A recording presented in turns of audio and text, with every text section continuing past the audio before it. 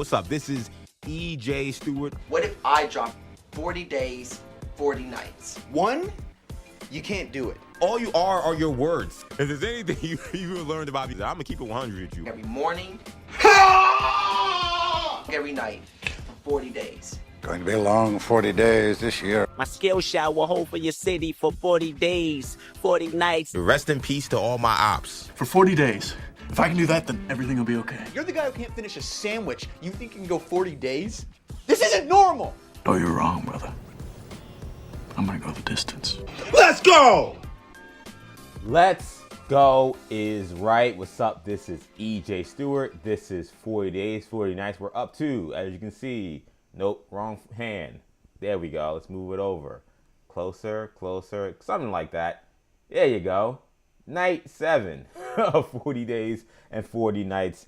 This will be, again, a series that I'm doing. We're in week 2 here, where I'll be breaking down all things I see in sports, pop culture, and all the fun, good stuff for 40 days and 40 nights. Day 7, rather. I ran all over the place there. Day 7, I gotta be honest, let's go. I don't know if it was let's go earlier in terms of how I was feeling. It was a tough morning after hearing about the Miami Hurricanes, watching Miami Hurricanes and their loss to Indiana in the national championship game. So we talked plenty about that. For those who may be looking for that episode, obviously it's on our YouTube channel, New Generation Media. It's on X, EJ_Stewart, as it always is. A little bit of a technical snag right at the very end of the episode that really shouldn't have affected much of the episode, actually, but does affect that I wasn't able to post it on the audio channel. I'm hoping to get it up there either later this evening or sometime tomorrow. So apologies if those were looking. I promise I'm not ducking smoke when it comes to eating crow and face the music of my Miami Hurricanes losing the national championship game. It was a happenstance that literally the last 10 seconds of movement I made allowed my whole video not to record it, which is unfortunate. But it is up on YouTube. If you want to catch those EJ Stewart Miami Hurricanes tears, they're there. If you want to listen to Day 7 of 40 Days and 40 Nights, that's up already on YouTube. It's up on my X account, obviously, as well. But hopefully I'll have the audio version of that, as you can catch all audio versions of 40 Days and 40 Nights, not just on YouTube, X, and Instagram, where I'm live as well. Action EJs, where you'll find me on Instagram. But, of course, on our audio podcasting channel, New Generation Podcast Network. You can find that wherever you get your podcasts. And we'll have a lot of good stuff to get to today. A lot of interesting stuff happening around the sports world.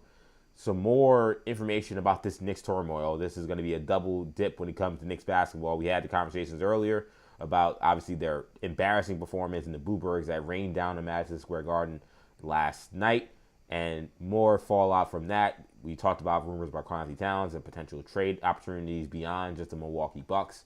Now also reports coming out of ESPN from Ramon Shelburne, and you'll hear from Ramon Shelburne via some audio about a player-only meeting that also was commenced by Jalen Brunson and what the details were about that meeting. So we'll talk about that in just a few moments. We also have the introduction of John Harbaugh as Giants head coach. Harbaugh was the man the Giants wanted.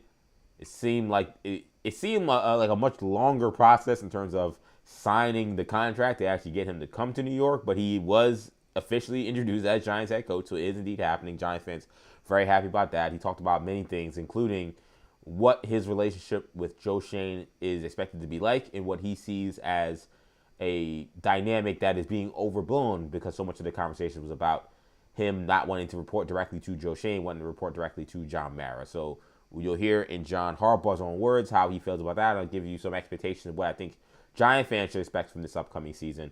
And then we got some other little tidbits, interesting stuff coming out of college football that's Miami adjacent, but really it speaks to a larger conversation about college football in that Darian Mensah, the quarterback I mentioned last week, I think it was on Thursday, had announced that he was entering the transfer portal.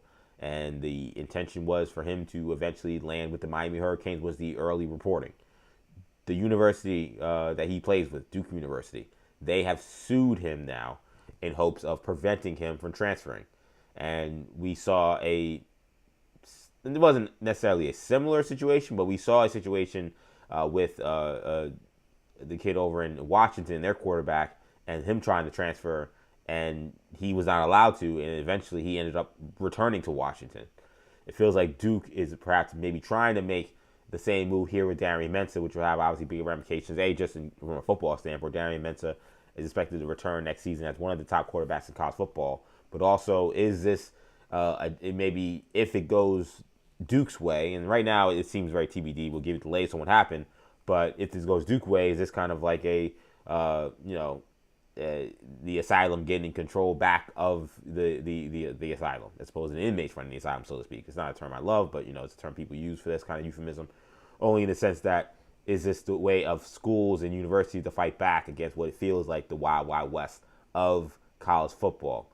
Again, we'll give you all the details on that. We also got some interesting stuff coming out of some rumors. I don't usually delve into Rumorville. I haven't so far so much in 40 Days and 40 Nights. But I think for this, I think it's important. I think it's to be our first foray into some rumors that we're hearing about what to expect from Avengers Doomsday. So if you're a superhero fan, you'll get some superhero content on this episode as well. This should be a good one. Again, make sure you support the channel however you can on YouTube, New Generation Media.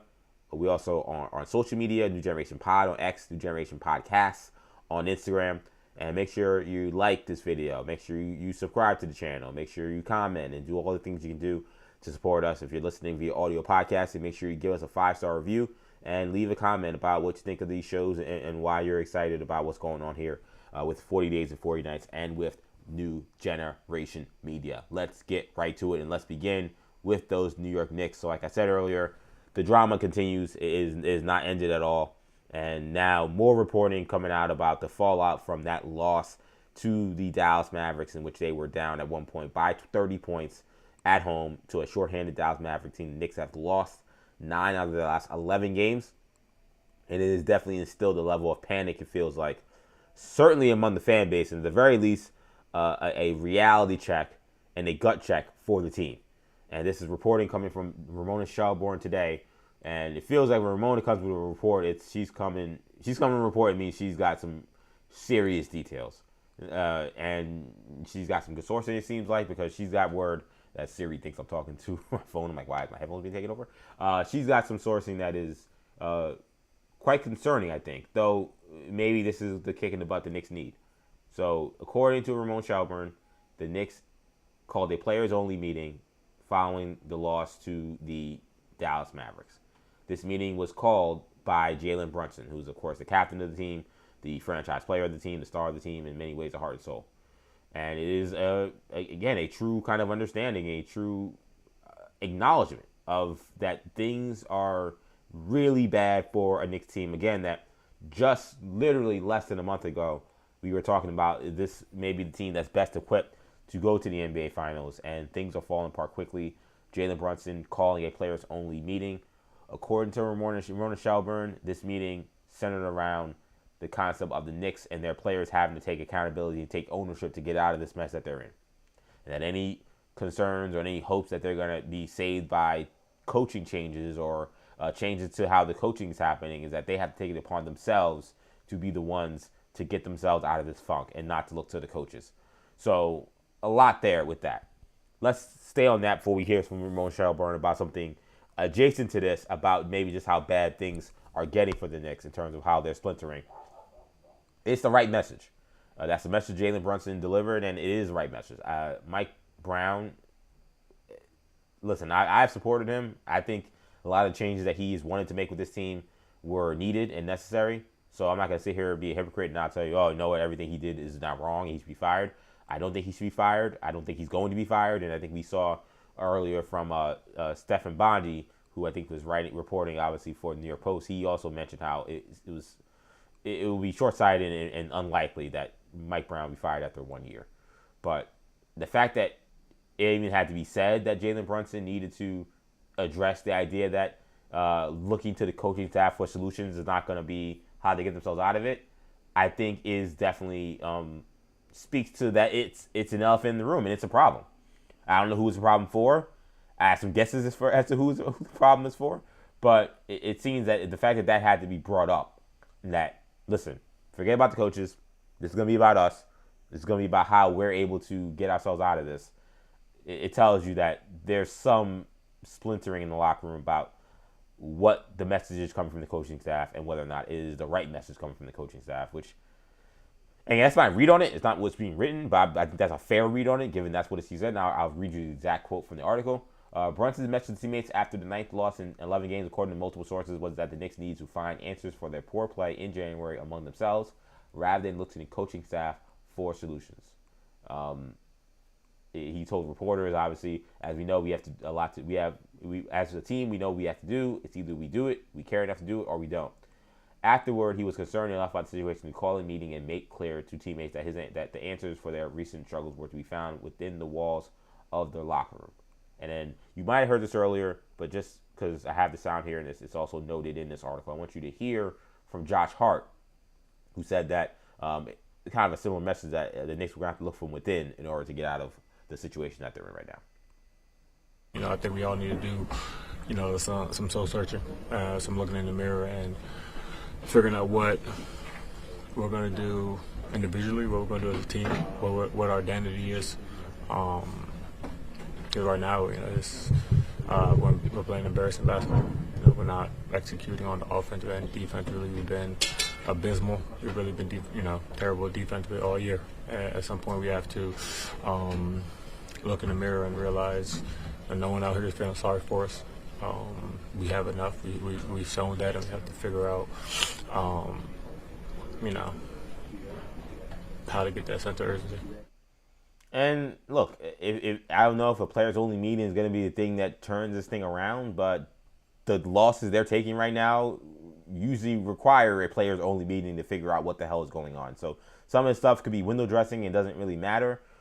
There was a moment on the sidelines during that game as they're getting crushed that Jalen Brunson kind of brought the whole team around and really started delivering what I would at least consider, it didn't seem like hostile, but definitely an animated message to the team about how they were playing. So they're definitely feeling it. If you're a Knicks fan, I think you should appreciate the fact that Jalen Brunson is taking this ownership. But at the end of the day, it is going to come down to these players. And I think one of the things that people have said that I think is fair and is concerning about the nucleus of this team is you had players on this team that we know because it's been reported that after the season ended and you have your exit meetings with the front office, these meetings included James Dolan. I don't think previous years with Leon Rose they did, but these did. And questions were asked about Tom Thibodeau, and players were honest about their assessment and what their criticism were of Tom Thibodeau. That was the impetus, it seemed to be, for James Dolan to fire Tom Thibodeau. Or at the very least, and this is like kind of in favor of Tom Thibodeau, at the very least the excuse. It also seemed like when I heard James Dolan's interview on The Fan, it seemed like he made the assessment that he felt like Tibbs needed to go as well, beyond just whatever anybody else told him. And perhaps this was like, well, he's like, well, I don't want to trip, and let me hear what these guys are saying. And then these guys are going in these meetings, they're talking about all the things Tibbs is doing wrong, and all the things that Tibbs is doing that's holding the team back. So you go into those meetings knowing the owner's there, knowing whatever you say can and will be used against the head coach, and it does get used against the head coach, he gets fired. It's weak from this team to now come to this season. You have a new voice, new energy, new strategy, and now you're crowing about the coach. And it's a terrible look, and it shows, I think, that this team, despite the winning this year, and I even think despite the winning last year, it is not as tight-knit as you would think they should be or hope that they should be. I don't know if there's maybe a split among the Villanova guys and the other guys. Again, James Dolan, when he was on The Fan just a couple weeks ago, said that this is the most close-knit Knicks team we've ever seen. That can't be true. It can't be true, given they have to do a players-only meeting and say what the hell is going on, that you lost 9 out of 11. And it seems like people are going on their own in terms of how they feel about the coach. It sounded like last year Jalen Brunson and Kat were in support of Tom Thibodeau. It sounded like others were not. Who those others were, we don't know for sure. I would guess Mikal Bridges, but I don't know for sure. But it certainly sounded like others were not. Others felt like he was part of the problem, and the others are the ones that got him out of here. You can't now go into this next season and struggle like this, and then the message had to be, hey, don't look to the coaching staff. Like, you guys are crowing about the coaches. We changed the coach. Some of you guys wanted this change. Now we got to figure out what's going to happen from within in order to fix this. And I think the message is right. Like, I said it earlier today. Could we talk about some X's and O's stuff? Absolutely. Could we talk about some rotation and stuff? Absolutely. But like any sport, and any coach will tell you, if your players are not playing with the kind of effort that is maximum effort or 100% effort or even adequate effort, you can't really assess what's wrong. Because if they're not playing hard, nothing you change is going to matter. If they're not playing with complete trust and playing with complete cooperation with what you're trying to accomplish, it's not going to matter. Any program you put in is not going to matter. So the message from Brunson, and hoping it's being echoed by the rest of the players or the rest of the leaders on this team, is correct. Until you play hard, we don't know for sure whether or not this thing's going to work. It was working pretty well when you guys were playing hard. You guys were playing together. And when you guys were seen to have, it wasn't perfect. And I think Deuce McBride made comments about how some of the winning was kind of masking some of their issues. But we saw that there was the blueprint for winning basketball under Mike Brown and under this system. They've gone away from that. The players are going away from that. Not only their defense is falling apart, their offense is also falling apart. The lack of ball movement has been present. It has been obvious. The amount of isolation basketball that we've seen now has increased over the last 2-3 weeks. So they're not playing Mike Brown basketball. They're revolting against Mike Brown basketball. I'm not saying it's personal. I'm not saying that it's a mutiny. They're just not focused. So just it's the right message to say, hey, listen, forget the coaches. We got to do our jobs. We got to just do, and something that Mike Brown said yesterday in the press conference as well, do your effing job. That is the reality. So we'll see what happens. If there's anything that will help a team that is struggling, it is to have the Nets on your schedule. And that is who the Knicks play tomorrow. So you would think, I thought they would beat the Mavericks handily. They got destroyed by the Mavericks. So nothing is given right now. But you would think facing the 12-29 Brooklyn Nets at home after coming from a players-only meeting and the whole city looking at you like, are we seeing a collapse mid-season from a team that we thought could compete for a championship? I would assume this is the kind of game where they play well and they beat a team that doesn't normally beat anybody and is not actually really trying to win.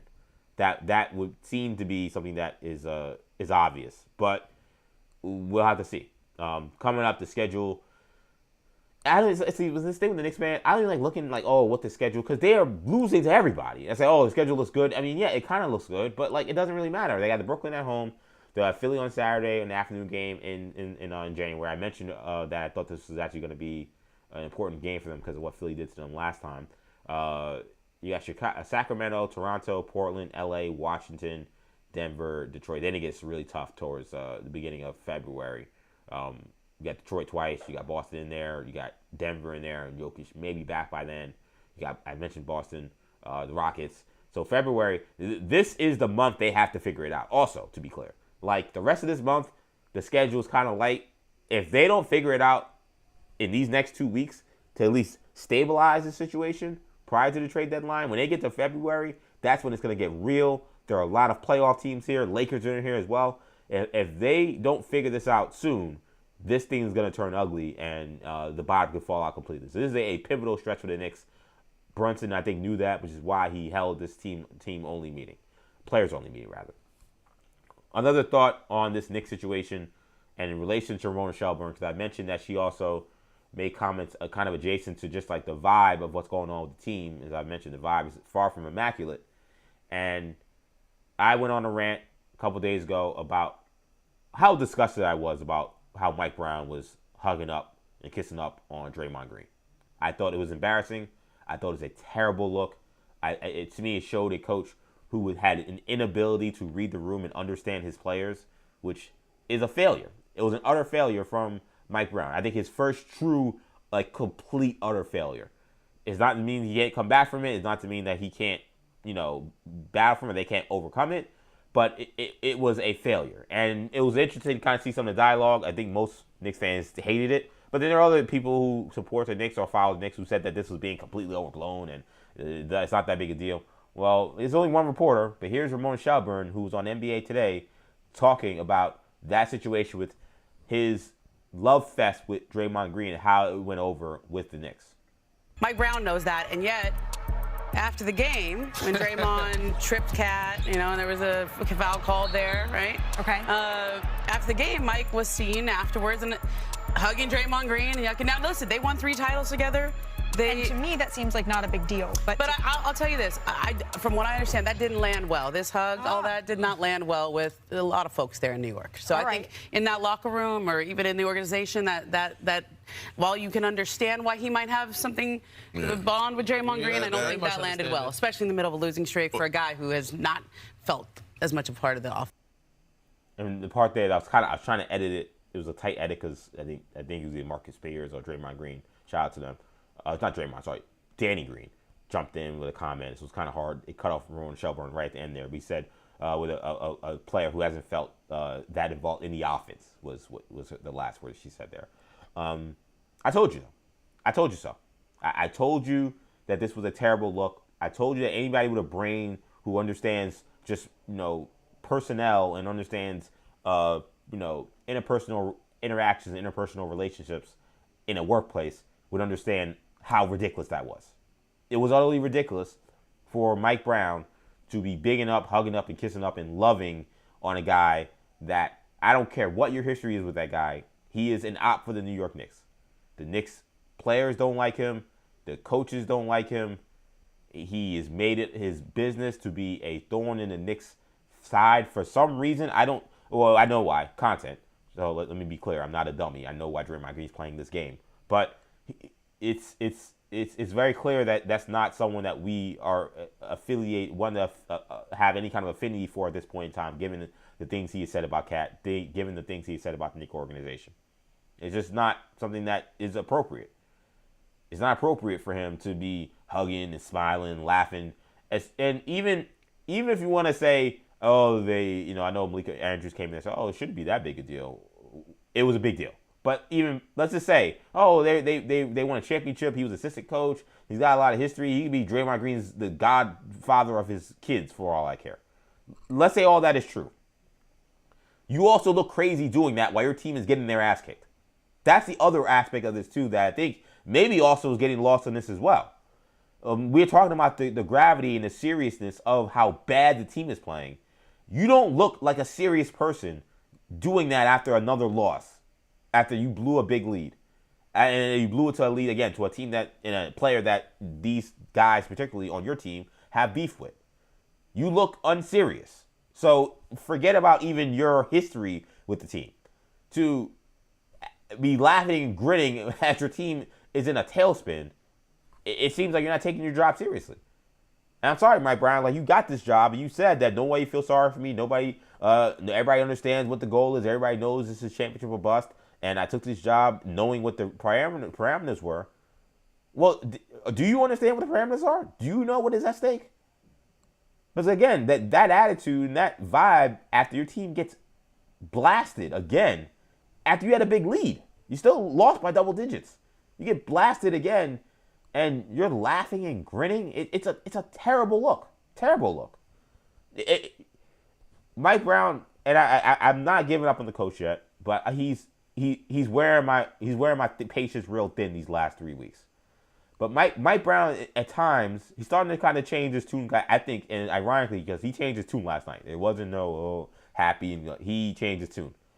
And I want to get to some of the things Ramon said there that I kind of picked up on tea leaves. But he's giving me Jerry Manuel vibes. Mets fans will know what I'm talking about. When Jerry Manuel was the manager of the Mets, they had Willie Randolph, who was a good manager. He got the Mets to the playoffs. They did have a collapse underneath him. And he was a little bit of a hard ass. There were some things about him that weren't the greatest in terms of being a manager. And for better or worse, he got fired. He got fired kind of unceremoniously, very similar to Tom Thibodeau, and it was controversial. And they brought in Jerry Manuel, who was actually on the staff. He was his bench coach. And Jerry Manuel was just an extremely laid-back guy who was a borderline comedian when it came to the press conferences. He used these press conferences it felt like do stand-up routine. And in the short term, the Mets played well in the Jerry Manuel, and maybe having a softer voice helped. But that softer voice didn't help when it came to crunch time. They had to close the AFC, I'm in football mode, the NL East, and they were unable to, and they collapsed again, and it was the same result as it was under Willie Randolph. The Mets missed the playoffs. But that endearing nature about Jerry Manuel, how comedic he was, how much he seemed to really cheerlead for his players. It was very endearing early on, and it led to a lot of wins early on. And then that act got old real fast when the team started needing answers and couldn't find them, and the manager had none. I don't want Mike Brown to be that. But in order to not be that, the stand-up routine and the nice guy routine has to end. You have to show that you're serious about this. And you could say, well, what you see in the media doesn't mean somebody is serious or unserious, and you shouldn't take press conferences or post-game gaggles or whatever seriously. Totally fine. I can take seriously what I see on the court. I can take seriously what I see with you on the sidelines. You look like a guy on the sidelines. You look like a guy on the court that's not taking this very seriously. So that I can take. So when I take that, combined with the smiling and grinning and being Mr. Nice Guy, that's when I come to the conclusion about, again, do you actually know what's at stake? Do you understand how important this is to the city, to Knicks fans, to this organization, to get over the hump and get to the NBA Finals and hopefully win a title for the first time since '73? I sure hope so, because that attitude did not play well in terms of how he treated Draymond Green with the organization. And I think it's interesting that Ramona Shelburne said it didn't play well in the locker room and in the organization. So that goes beyond players and assistant coaches. Again, who those players are and coaches are. Draymond Green actually spoke about this. I didn't want to play it because I don't really want to give any more promo to the Draymond Green show in any way. So I don't want to play any more Draymond Green sound unless it's important. A lot of times his content is uninformed and it's not that great. But what he did say as part of that exchanges that were going on with the Knicks during that game was he said that there were a few guys who at the very least did make themselves known that they did not like what was being said. To be clear, he said he made a case that Mike Brown had said something about to cut it out. He looked like he was smiling and grinning or whatever, but that's what he said. But he mentioned Rick Brunson, who sounds like the type, who said, hey, lay off my guy, like, we're not going to do this to Cat, lay off him. He mentioned Deuce McBride, and he mentioned OG Anunoby, which, again, I have eyes. During the game, those guys looked like those were the only guys that cared about what was going on. OG, Deuce, and Rick Brunson. Everybody else seemed to be totally scared of Draymond Green. It spoke to the lack of heart this team is showing right now. But that was Draymond's story. It was that we thought nobody had anything to say. It seemed like at least a few people did have something to say and did not like it. He mentioned Mike Brown was at least one of them. But I don't know how serious you are if you're then laughing and hugging and kissing the guy after the game. I don't think that whatever threat you're saying, whatever trash talk you're saying, I don't think that it's really relevant if it ends as soon as the buzzer horns and we know how personal these relationships are. So Ramona saying that Mike Brown's act did not play well in the locker room. So that means at the very least some players and some coaches. And the organization. That part is interesting to me. Because then I wonder, okay, these are the people that hired Mike Brown. Because it's not going to be, the organization doesn't mean assistant coaches. It doesn't mean people underneath them. That means front office. That means upper management. So who would be the folks that you would think would not play well for him to act like that? I watched James Dolan just in the last game after that disgusting performance leave at halftime and not come back. We haven't heard, I don't know when or ever we'll hear from Leon Rose. But Leon Rose and Wes and Gerson Rosas and Allen Houston was sitting there watching that mess, looking befuddled and confused about what was going on Martin Luther King Day. I wonder if the front office is starting to look at this coach and be like, what is going on here? Like, again, do you understand the assignment? Mike Brown made it clear that he thought he did, or he said that he did. It seems like those movements and how he was responding to Draymond Green and his antics, to Ramona's point, did not play well. And it just speaks to just what is a team that is in a tailspin. That's the coach doesn't have a feel for these players. The players don't seem to have. They're not playing hard. They're playing with no heart. They're playing with no guts. They're a gutless team right now, and they're also playing with a lack of trust in their roles because the point that Ramona said at the end was to do that, particularly for a guy who doesn't feel like he's being quite as involved in the offense. That tells me that Ramona heard from Karl-Anthony Towns that I'm not being that involved in the offense and I don't like this. So that is a cocktail that is a disaster. The only silver lining I have for any of this is that it is January. And like I said, storylines in January typically we forget about by the time we get to April, May, and June. So you hope that this is a terrible moment, a terrible spot for this team that they can get out of. I saw shout out to Kazim Famuyide, who's now the new host, co-host with Miro the Kid on Hot 97 in their morning show, and he mentioned how, listen, the one silver lining you got is last year the Eastern Conference champion Indiana Pacers around this time were playing horrendous basketball, and I remember that, playing absolutely horrendous basketball. You never would have thought that team was going to get to the finals given how they were playing at that time. I'm not going to tell you that, oh, this means that they're the Indiana Pacers, that they're going to get to the finals, that things are going to be okay. But again, it's just a reminder that as bad as things are, and they are bad, and like I said earlier today, and it's what I believe, the Knicks, in my opinion, these guys have 3 weeks to see how badly they want to be a Knick, and how badly they want to play together. If they don't want to play together, there will be a massive change. I don't think this is going to be, if they fall 4 or 5 spots in the Eastern Conference, that they're going to just stand pat. Somebody's getting traded, and it's going to be somebody that's part of this core.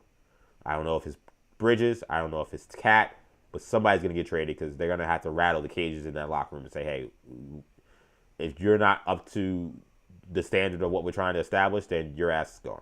And I think that the Mr. Nice Guy stuff when it comes to the family atmosphere that this front office has established, the nice guy attitude that Mike Brown has established, that I think is going to go away soon. I think everybody's starting to understand the assignment. The fact that Marona said that people in the organization didn't like what happened tells me that Mike Brown knows that people didn't like how that happened. And I think that's why, again, you saw his disposition change after that horrendous blowout loss to the Dallas Mavericks. Let's keep moving here on 40 Days and 40 Nights. Let's talk about the New York Football Giants. They have introduced their new head coach, John Harbaugh. The deal now finally official. He's officially a New York Giant. Interesting press conference.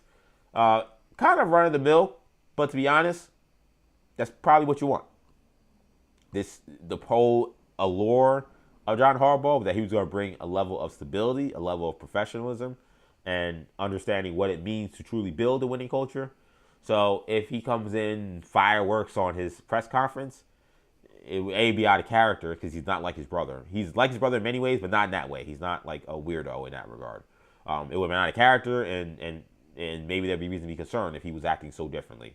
So it was rather ho-hum, but one of the things that was discussed a little bit as one of the things people wanted to clear up was this new dynamic between him and Joe Schoen. Joe Schoen is the general manager for the New York Giants.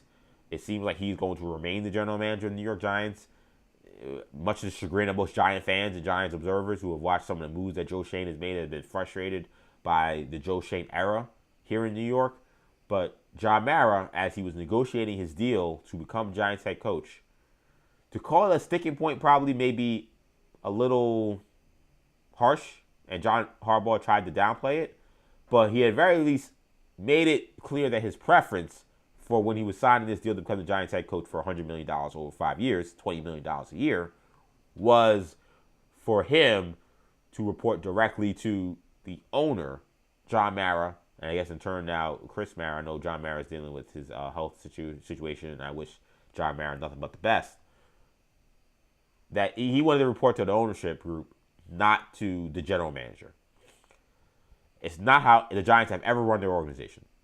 Every time they've run their teams, every coach they brought in, from Bill Parcells to John Fossil to Tom Coughlin, the head coach has reported to the head of player personnel, whether that's a general manager or a vice president, and that vice president then, or general manager, then went up to the coach, to the owner. That was the chain of command. Coach reports to general manager reports to owner. John Harbaugh did not want to have that to be part of the dynamic. He mentioned that he thinks that whole dynamic and that, well, the dynamic A, and also B, the conversation about it, he believes is being talked about a little too much. Well, to me, it's really not that important in the big picture, in the big scheme of things. I think it's kind of overblown just a little bit in terms of how it works. But the main thing is that it works, and that we work together. That's what matters. So that's kind of what I was used to, and it felt like a good way to kind of start off. And I think Mr. Mara was happy about that. It seemed like it made sense, and I'm just happy. But I don't think it really matters. I think we're all going to work together. So he downplays it. He mentions that, listen, this is what I was used to. This is what I'm comfortable with. And I think at the end of the day, Mr. Mara, John Mara, Mr. Mara, it didn't seem like that was something that was going to be a problem. It seemed like, and again, I want to be clear. Like, the reporting, people reported it. I think it was noteworthy to report it. I don't think even the reports made it like this huge deal. It is interesting, and it does kind of make you wonder, like, with Joe Shane, like, what is kind of his future still, and like how much power does he actually have? Does he lose power with this dynamic? I saw, shout out to Jordan Rannon from ESPN. I read earlier that because of the dynamic and because of John Harbaugh's track record, it makes it, I think the words he used were kind of more likely that he will have more say in personnel stuff than Joe Shane will be, which, to be honest, is not at all a bad thing.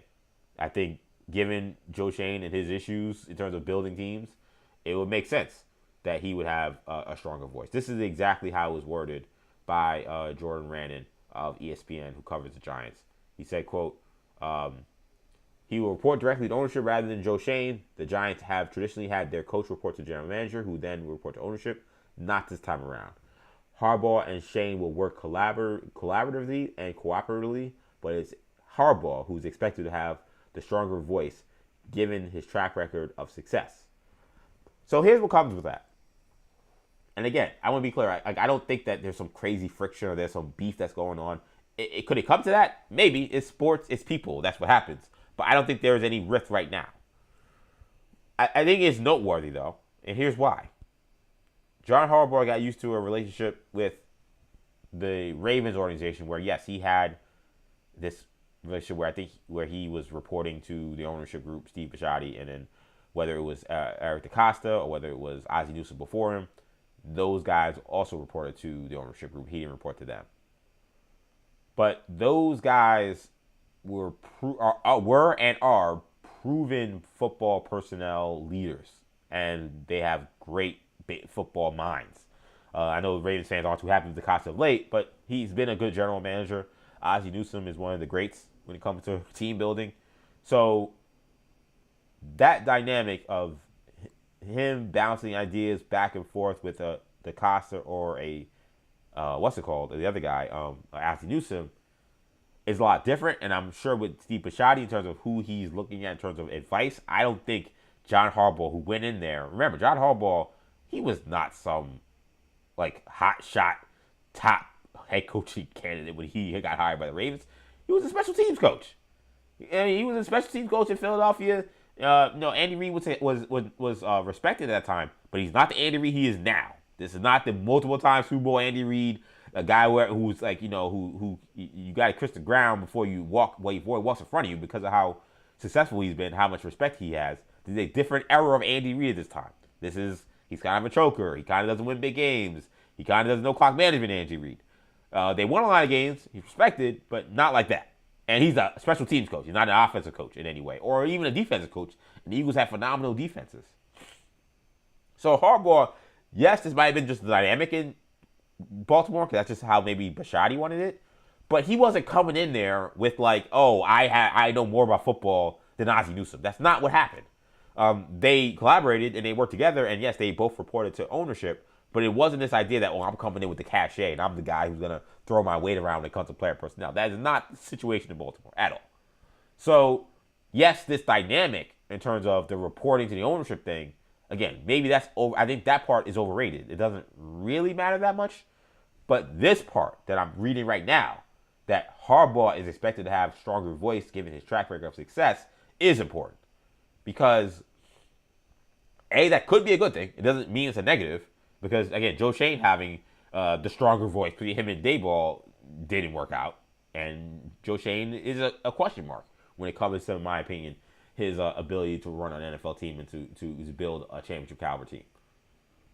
But Harbaugh's never really done it either, which is why I'm bringing this up. Like, Harbaugh hasn't been in a position, again, where he has some guy that's his general manager that he's going to have stronger say than, and he's going to be the guy that's going to be final word on things. That's not how it's been run in Baltimore. And, maybe he's gotten more say as years have gone on. Him and DeCosta probably were closer to equals than Obviously, when he began with Ozzie Newsome, but that again, it was much different. Now he's coming to an organization where the GM doesn't have much confidence from anybody, and he's going to be expected to be the guy to make the right choices and have the strongest voice. What comes with that is going to be, can he actually do that? Is he capable? If we're going to have a situation where Harbaugh is going to be asked to make, again, more personnel decisions, more say in trades, more say in the draft, he's going to have to get it right. He's going to have to be really good at this. The Ravens have been kind of hit or miss in the draft of late. And we can blame DeCosta for that, but if Harbaugh is saying this dynamic is what worked for him, maybe he deserves more blame than he's been given credit for in terms of some of the failures of the Ravens, their actual team, their actual roster, in terms of how much it feels like they've kind of taken steps back when it comes to their overall roster, particularly on the defensive side of the football. So that's an important dynamic, is if Harbaugh is going to have the stronger voice, hopefully it's a better voice. You're starting from nothing, starting from zero. Joe Schoen has been terrible, so it could be a possibility that anybody but Joe Schoen is better. But it's just going to be a different dynamic for Harbaugh, even though he's trying to say that this is just the same as what I'm used to. I don't think that that's the case. I think this is going to be, according to reporting, it's going to be different. It's going to be that he's expected to have a stronger voice because he has a track record.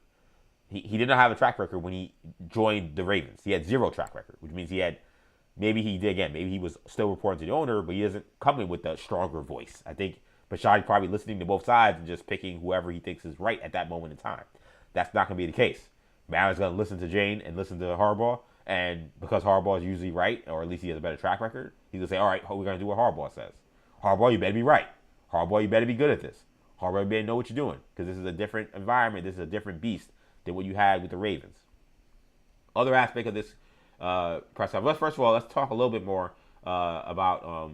He also wanted to make clear whether it comes to whether it's him and Joe Schoen and running the show. Really, there's one guy who truly runs the show for the New York Giants.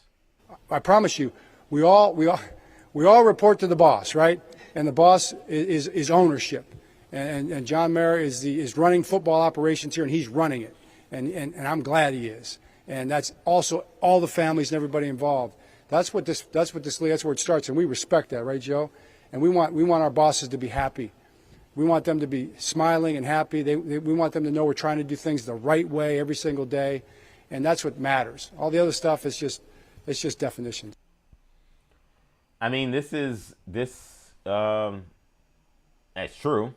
John Mara is the man. He's the owner.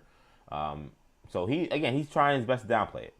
I think it's interesting, and I respect, by the way, that he's mentioning that John Mara is the boss, because I think John Mara, I don't know if he was there, but from what I've seen, all the clips I've seen have been more Chris Mara. So John Mara's dealing with a lot of health things, or if he was there, maybe he didn't speak. So again, I do wish John Mara all the best. I appreciate that he's making it clear that John Mara is still running the show. He's still the boss, because we do know that he's obviously he's fighting cancer, and apparently he was scheduling his treatments around coaching interviews and stuff with the team. So again, we wish him nothing but the best. I do also want to talk about John Mara in terms of how he views this dynamic that he's now creating with one. Do I have this? Actually, I may not have it. Okay, let's do. No, sorry. Yes, I do have this. I wanted him to talk about Joe Schoen and this dynamic we've been talking about. And he says he's actually impressed with Joe Schoen. No question, Mike. Probably the conversations themselves is what led me to believe there would be great collaboration. I mean, obviously you get to know Joe, and we start talking ball, and you see he's a football man. This is a guy that this guy lives and breathes football. His knowledge is deep. He knows the league. He knows the coaches in the league. He knows the players in the league. Probably knows all the scouts in the league too, I'll bet. He was impressive to me, and it was just really a joy to talk football and really dig into some of the plans that we might have going forward, see what we can build here. So I was impressed. I'll be honest. If you're a Giant fan, I think this quote is probably the quote I would feel best about, in hopes that this thing could work out and Joe Schoen's not going to get in the way of this working out, or that maybe he actually is good and he just had a rough go of it to start this rebuild of the New York Giants. Because I believe if John Harbaugh thought this guy was a bozo, he would have told him to fire Joe Schoen and bring in a different general manager to come along with him. I was a little surprised that wasn't requested, given the failures of Joe Schoen. John Harbaugh made a funny note that his dad, actually, who of course was a football coach, his dad watched film and was impressed with the Giants. I don't know what games he was watching. He must have watched that Dallas Cowboy game on an endless loop. He must have watched the Cowboys and the Eagles game on just an endless loop, being like, you're taking over the 85 Bears. You're taking over the 17 Patriots. Because in those games, the Giants looked phenomenal. Every other game, they looked dreadful, obviously. Or maybe he played that Raiders game over and over again. He needs to go back to some of the other tape. Some of the other games that we saw, especially those second halves when they blew big leads. But it was funny that he said that, his dad watched tape. He's like, you're going to a good team. I like this team. You got some good players over there. Which is not totally false. It is not a good team. But there are some good players. There are some impressive athletes on the Giants. And it's why I thought it was kind of an underrated job. Not just the glamour of it, but just the actual squad and the team that they've become. It's stupid that they weren't able to secure the number 1 pick, because they would have had, now again, Fernando Mendoza continues to become he's now reaching almost rock star status with the stuff he's doing, and the legend just got bigger with him winning an national championship the way he did it. And I'm like, you guys had the freaking number 1 pick, and everybody would have wanted that pick given the hype with this guy now, and you freaking blew it. But anyway, that's another story for another day. It was funny to hear about his dad saying that his dad watched the tape and that was his thing. His dad was like, hey, you got a good team over there. You guys are going to be good. We know Tom Coughlin also, and he's mentioned this for days now, that Tom Coughlin was a big assist in this, and Tom Coughlin being someone that really kind of, I don't know, mentored him, but, told him that this is a good spot for him, and this would be a good spot for him, and working for the Mara family will be great. It says here, Chris Mara visited Harbaugh on multiple occasions, including a lunch set up by former Giants coach Tom Coughlin that started the recruitment process several weeks back. It was a premeditated approach to act and not react. So the fact that Coughlin was able to get that involved, to be like, hey, I got his number, I'm going to hook y'all up. Like, I'm going to tell him all the goods about why you should come here. Giant fans continue to owe a debt to Tom Coughlin to what he's been and what he's done for the organization. Of course, winning 2 championships and now helping them land one of the top head coaching candidates of this cycle, maybe the top coaching candidate of this cycle. Other thing about this team, and the thing that I'm very fascinated and I'm going to be watching very closely, is just how fast can this team turn this around. The Giants have been one of the worst teams in the NFL for the past 15 years. Only the Jaguars, the Jets, and the Browns have had a worse record than the Giants since 2011. So how fast can they turn this around, John Harbaugh? That's the second part's impossible to say, but I'm planning on day 1. So that's what we'll be shooting for. That's what we'll be working for, and fully expect it to happen. So he thinks that winning on day 1 is what they're shooting for, and he hopes that can happen. The Giants, the NFC East is interesting because the Cowboys have a big decision with George Pickens. I think he'll be back one way or another, either disgruntled and pissed off because he didn't get paid and he's on a franchise tag, or maybe he's happy and he got money. But that also could come with complications in terms of his personality. He could start dogging it or start feeling like he has more of a leeway because he's got paid. Who knows with George Pickens? He can be kind of a wild card in that regard. They got a big discussion, they can talk about with George Pickens. They also got to find a new defensive coordinator, and they got to rebuild their defense. So they got that going against them. The Eagles have whatever is going on with A.J. Brown. They say they're not going to trade him, but there's strife there. The Commanders just fired both of their coordinators, and their quarterback, his elbow is broken. So the NFC East is a tough division. I think it still is a tough division. But I don't think there is zero avenue for the Giants, in theory, to turn this around and maybe win. How much they win is the question. I think 7 to 9 wins will be the goal for me. And I think that is fair and within reason. This is a team that probably this year, had they won the games they were supposed to win when they're up all these big points, they probably would have won. I guess they won 4. They probably would have won about 6 or 7. They would have been right around there. So Harbaugh getting to those games where you don't blow them. Now, to be fair, the Ravens blew games too, so it's not like Harbaugh is not accustomed to not blowing games. But assuming maybe you don't blow those games, you blew in spectacular fashion, and you win some games maybe you didn't win, that Dayball could have never won, that gets you maybe to around 8 or 9. I think that's reality. I don't think that this team is probably a playoff team next year or a team that's competing for a championship or anything. I don't know if this is the Patriots from last year, where the Patriots go from being one of the worst teams in the NFL, they get a new coach who just has a clue, and then next year they're competing for a Super Bowl.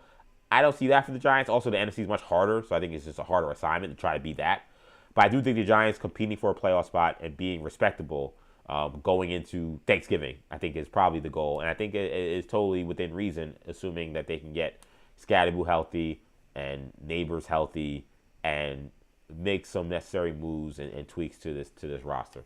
But the fact that he's saying the win now is still the goal tells me that, if you were thinking sell high on Burns, if you're thinking sell on Dexter Lawrence or anything like that, I think Thibodeau may be gone regardless. But some of these bigger stars on the team that you kind of wonder maybe this is the point to move on from those guys in order to get some draft capital so they can really rebuild this thing the right way.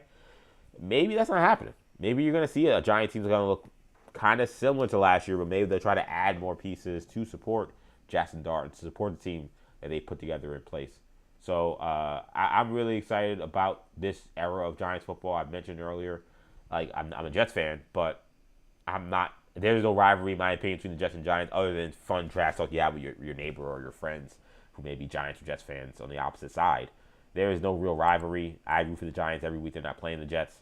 So I wish them nothing but the best. And New York football has been terrible. So the idea that we can have a team who's actually good here potentially is exciting. So this is an exciting time for Giants fans. And last one I'll leave you with on Harbaugh. Here's his words on building culture and what that means to him. You build anything together. You build it from the inside out. It's going to be a reflection. Culture is kind of a crazy word. What does it really mean? It's a worldview. It's a shared understanding. It's a vision. It's everybody being on the same page. It's talking the same language, all these kind of things, same values, same type of beliefs, right? Okay, that's like a social studies class maybe we're talking here. So what is it in football? It's a bunch of guys that see the game the same way. It's a bunch of guys that want to play the game together the same way. It's a relentless brotherhood, having each other's back, being unwilling to give up because that guy next to you is unwilling to give up. All these things that these guys believe in. We'll decide what the culture looks like together every single day by what we do together, all right? And that's how you build it together. So we'll see. I'm excited to see what's going to be this upcoming situation when it comes to who's the coaching staff and who they bring on. Very curious about who becomes defensive coordinator because Zach Orr, who was the defensive coordinator with the Ravens, was highly embattled when it came to what his job status was with the Ravens. I don't think that many Giants fans will be looking for Zach Orr to become their defensive coordinator coming up this upcoming season. So who they get as defensive coordinator is something that I think would be an interesting thing to look at because the Ravens defense had fallen completely off a cliff when it came to just who they were as a team, as a defense, as a culture. You talk about culture and building identity. They lost their identity defensively. So I'm very curious who they bring in. Is it someone like a Jim Leonard who has been talked about? He's obviously with Denver right now. He played under John Harbaugh. Do they bring back Wink Martindale, who's apparently the favorite to be the Jets' new defensive coordinator?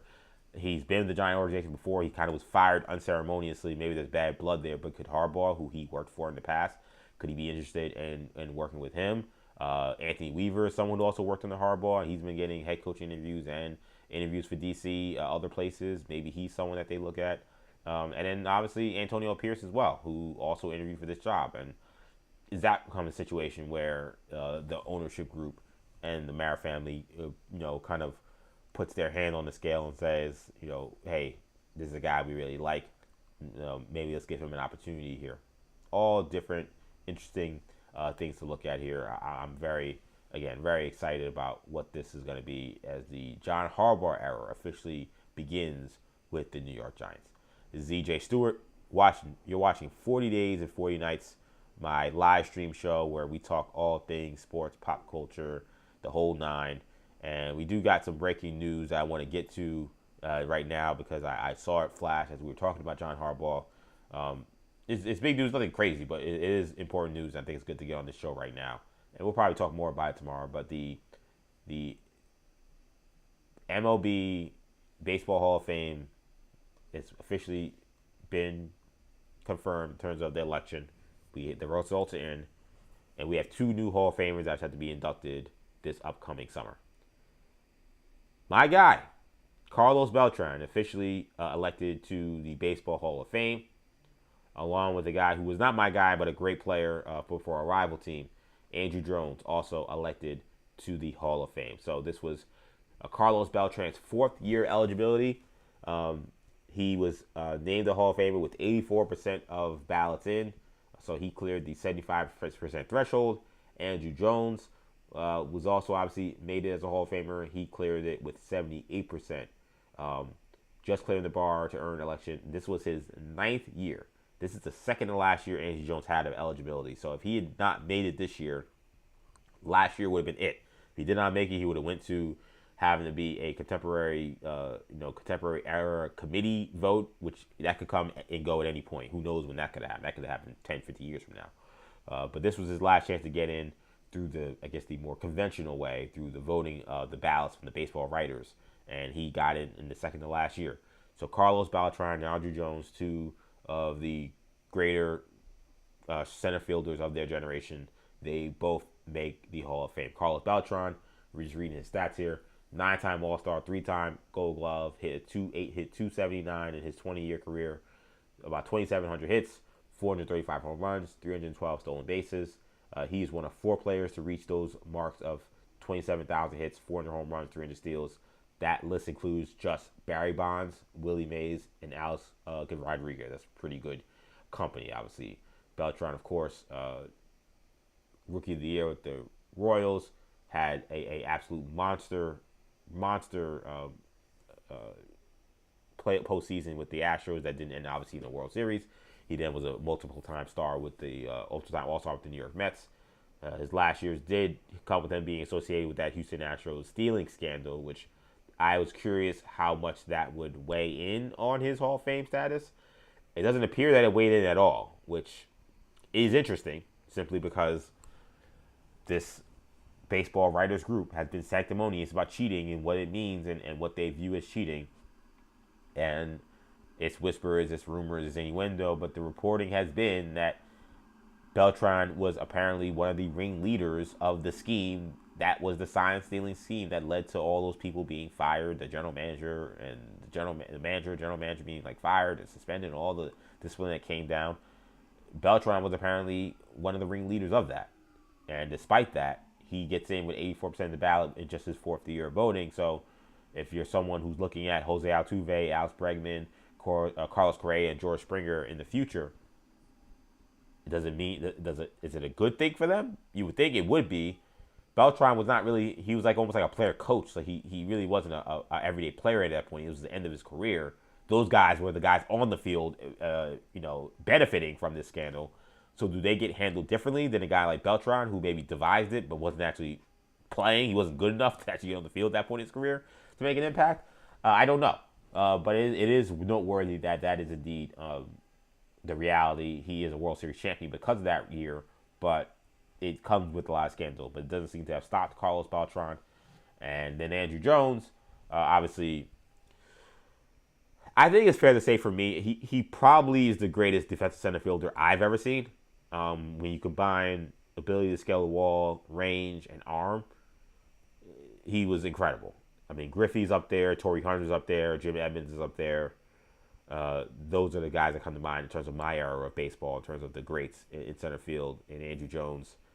To me, all those guys did certain things well, certain things incredibly well, and then other things kind of well. He did everything incredibly well. He was an incredible athlete. He had incredible range. He had a great arm. He could do anything in center field. He was a great defensive player. One of those guys that I think, as time has gone on, has become more appreciated as we value defense much more in this current era of baseball. We look back, especially in that era where the offense was so explosive, and you're like, you had a guy like that in center field. That was a massive advantage, especially to a team that benefited so much and was geared so much towards their pitching. Their team identity was about pitching. So you need to have incredible defense behind you in order for that to happen. And Andruw Jones being in center field for the Braves for all those years, being as elite as he was, he is a deserving pick. He has Jones is one of 6 outfielders to win 10 or more Gold Gloves. He hit 250 for his career. He had 434 home runs during his 17 years in the majors. There were times where I kind of wondered if Andruw Jones' offensive stats were enough to make him a Hall of Famer, given that era is so bizarre with the steroid stuff. Because if you compare him to some of his contemporaries in terms of just offense, those are great numbers for any career. It's just that era of baseball, there's so many guys with better numbers that aren't in the Hall of Fame because of steroids. Andruw Jones, to be clear, has never been linked to any kind of steroids at all. But just because you're not linked to them doesn't mean you did them, but he was not linked. He didn't get dinged for that at all. He was a great player. Again, there was a time where the guys, he was hitting 30 home runs every year. There were guys hitting 60 home runs every year. That's why, pardon me, I looked at this, I'm like, I wondered if he would get this kind of respect, but he did. Again, I think as time moved on, we've seen how his defensive impact was combined with the power bat that he was. It makes sense that he is indeed a Hall of Fame. We had 1 year where he had 50 home runs. 2 years we had at least 40 home runs, both back-to-back in 2005 and 2006. Those are his prime years in the majors. He was a stud. And I'm happy that for him. I'm happy for both of these guys. Again, Carlos Beltran, me growing up as a Mets fan, one of my all-time favorite Mets. To me, he is one of the most underappreciated Mets because of two things. One, how his career began as a Met, which was that really bad first year where he just didn't have it. I don't know if he was hurt. I don't know what was going on. It was the adjustment to New York City after coming off of this like Herculean home run derby that he went on essentially during the National League playoffs the year prior after he was traded to the Astros from the Royals. He came to New York the first year, and it looked like this was going to be another Mets bust as a free agent. And to his credit, he turned that conversation around immediately the next year and became the star that he essentially was for all those other teams, whether it be the Royals or the Astros for that half year. Now, he was great, but that first year, and then also striking out the bases loaded and a chance to win the game for the New York Mets in Game 7 of the NLCS. Standing there, looking, right at a strike, right over the middle by Adam Wainwright, who threw a nasty curveball that he just was not looking for, and it ended the Mets season. And when you have your best player at the plate, crunch time, bases loaded, to go out not even swinging the bat on your shoulder, it leaves a bad taste in some Mets fans' mouths. It doesn't for me. The team, I know it's.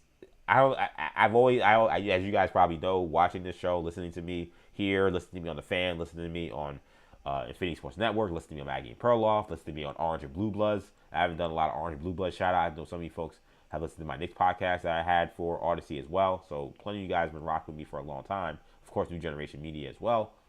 You know that I think of sports differently. I don't necessarily go, I go to be my own drum. Most Met fans, they hold that against Beltran. I do not. It was a great pitch. You strike out sometimes. It's baseball. It sucks that it happened, but it happened.